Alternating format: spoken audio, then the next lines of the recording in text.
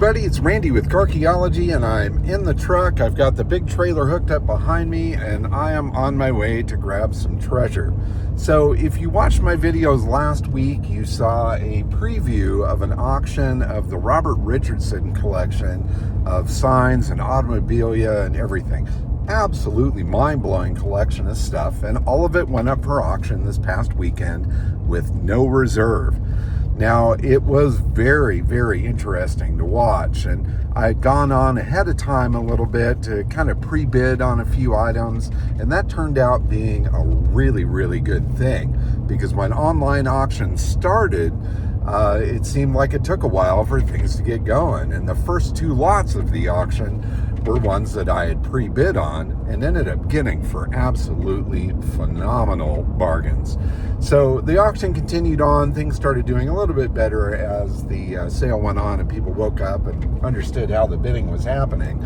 But I will say that it was definitely a disappointing result for the owner of this stuff. The seller, I am sure that he is not happy with the overall results of this auction, because everything seemed to sell pretty shy of what the auction estimates were. But I mean, there were a few exceptions, of course. There was some stuff that went a little crazy as well. But I'd say for the most part, it was definitely a auction for the buyers.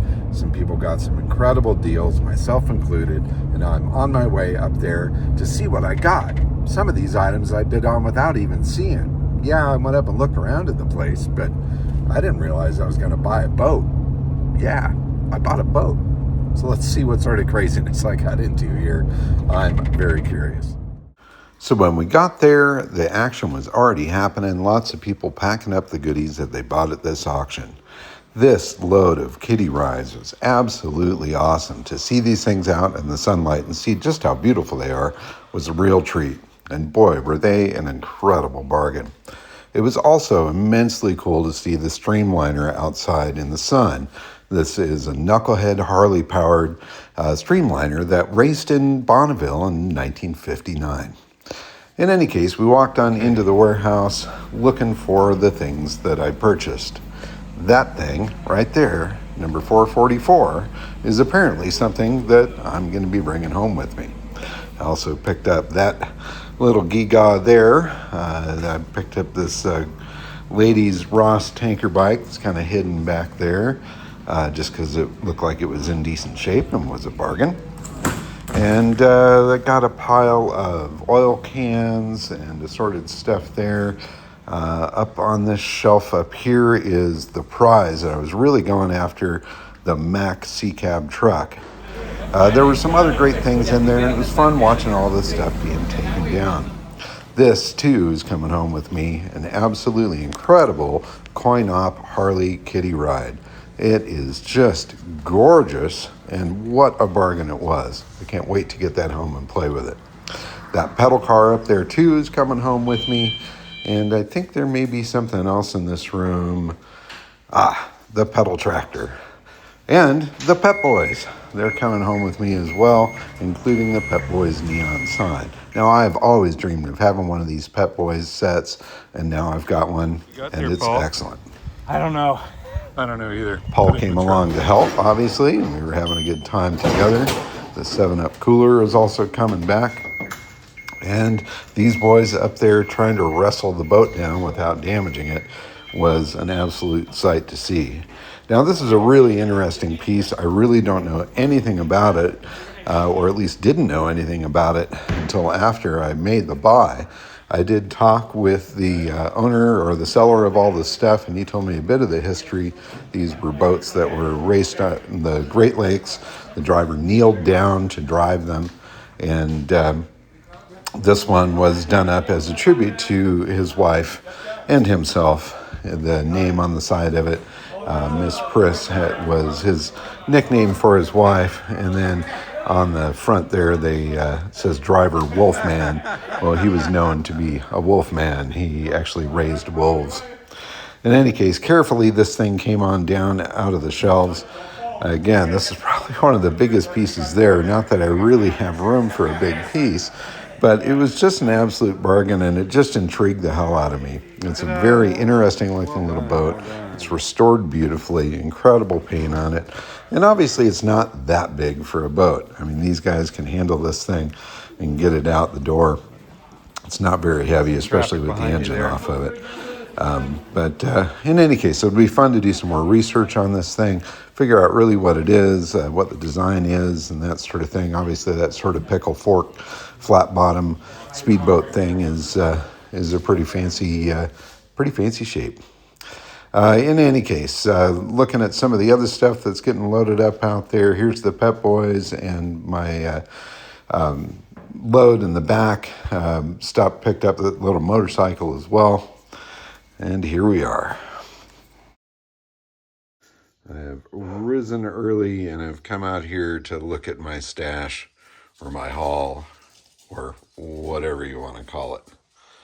So Miss Press 2 here, this little micro hydroplane boat is probably the strangest thing I've ever bought. Well, maybe not, but it's pretty strange because I'm not really a boat guy. But it's a cool little piece, and the engine for it I've got wrapped up down here in all the stuff. I've got the Kitty Ride Harley over here. I've got this Ross lady's bike with the tank and the skip tooth sprocket. Got a cool little pedal tractor over there. I've got a couple pedal cars that are in the truck. There's a big neon sign wrapped up over here. I'm going to pull that out. And I've got boxes of stuff in the back of the truck as well. So let's maybe go around there. I'll show you the load that's in the back of the truck. And along the sides here is a car lift as well. So that's going to be fun to put in place. In the back of the truck, there's the Mack pedal car. We've got some hardware and stuff for the lift. There's a box full of oil cans and things, and there's 3 boxes full of hubcaps. And then Manny Mo and Jack here as well, which I'm going to pull out shortly. And in the back seat, we've got a cool gum machine. Here's a killer pedal car. Here's part for the car lift. And I've already pulled out a couple of things from the truck and put them in place in the lab.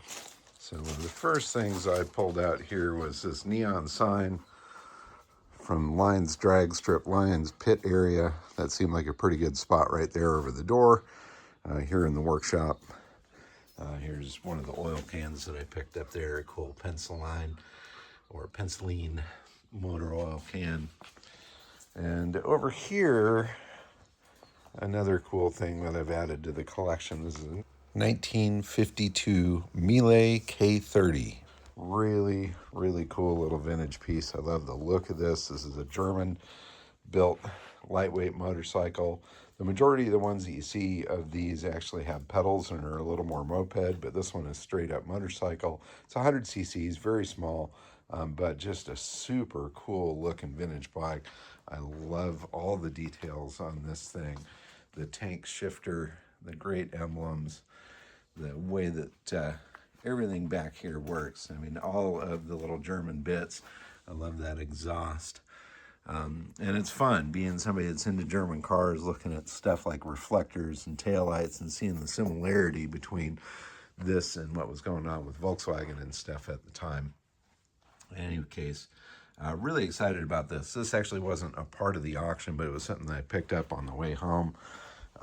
It's something I was eyeballing on Marketplace for a while, so I figured while I was out there loading up on treasure for the garage here, I'd pick up this little black beauty.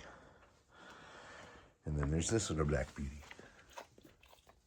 What do you think, huh? Yeah. I caught Astrid hanging out with the bulldog in the yard there, which I thought was pretty funny.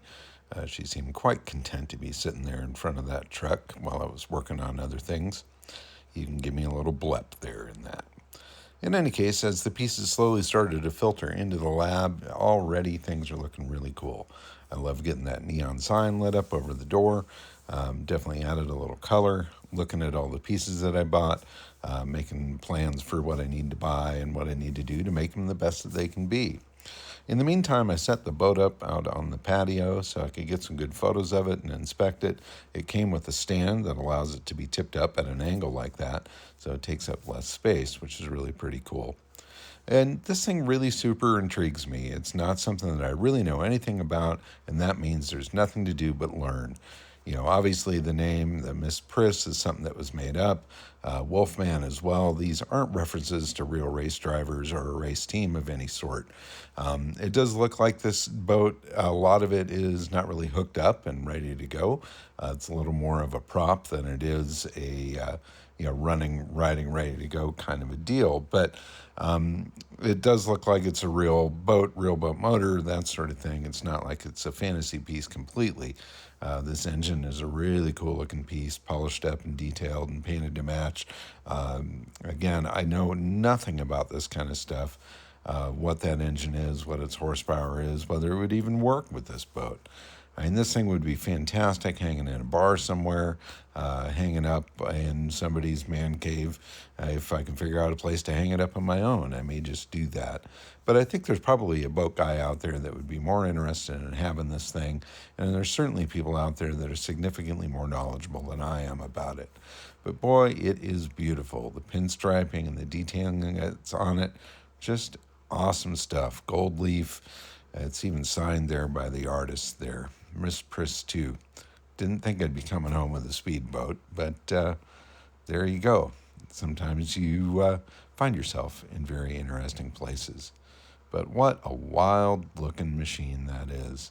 And I did look up some videos of similar boats racing around on the lakes. It looks like there's several different classes depending on horsepower and stuff. Designs have certainly changed over the years and stuff, but I think that this design was something that was used probably the late 60s up into the 80s or so. I could be wrong, but that was sort of my gut feeling as looking at some of the other stuff that's out there. But it's really a beautiful piece, top to bottom. Underneath is perfect. This thing's never been in the water since being painted and restored, and it's survived its storage very well indeed. In any case, another thing I was looking through was the tire balancer deal and this odd Delco. Anyway, all sorts of interesting literature and stuff inside the unit, this Hunter wheel balancing kit. And it even came with these, dollars that you can give out to people to take money off of their wheel balancing. There's instructions on how to use all the different pieces. This piece was very interesting because it was sort of embossed, lettering on it, even radio spots on how to sell the use of this Hunter machine. This piece here, I guess, is the balancing part of it. These rings are for different size wheels, and they all mate together, and when it spins, you can tell if the wheel is balanced.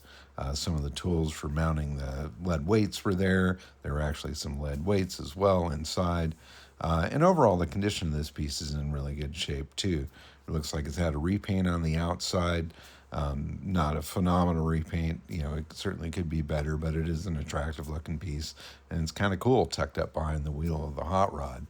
Now, again, I don't think this is something I'm going to keep. This is probably something I'm going to put up for sale. If you know anybody that might be interested in a weird little bit like this, well, let me know, or let them know that I've got it.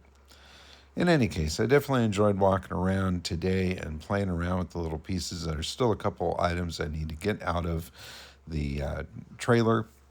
I need to pull the car lift out of there. Still got to get the kiddie ride out. And I think there may be something else in there as well. But again, nice little collection of goodies here.